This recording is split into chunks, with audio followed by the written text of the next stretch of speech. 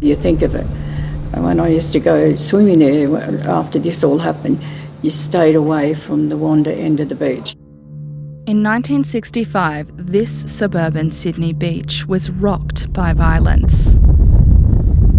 It was a windy January day when teenagers Christine Sharrock, Marianne Schmidt and her younger siblings caught a train to Wanda Beach north of Cronulla.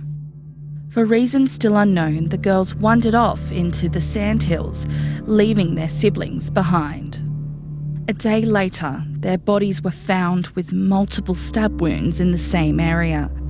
So my uncle had to go to the morgue and identify a body. He'd said the only thing he could recognise was a hair.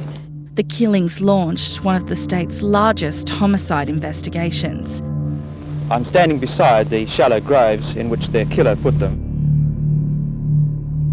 The events and the wounds inflicted on the girls, we feel that this man is a compulsive killer. Christine's cousin, Robin Lewis, was just 12 years old at the time. I mean, it's not like you had murders every day of the week back then. You thought you were safe. They thought they were safe.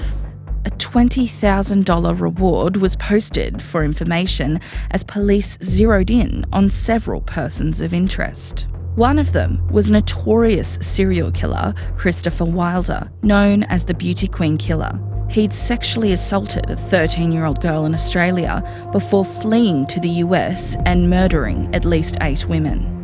The FBI believes he preys on young women who want to get into modelling by promising to photograph them.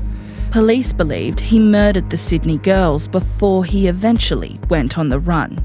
The girls at West Ryde, I think it was, he lived at Ryde. And there could have been a link there, catching the train, that type of thing. Retired Detective Inspector Ian Waterson was in charge of the Wanda Beach cold case. He's re-examined the murders, including all the evidence and statements.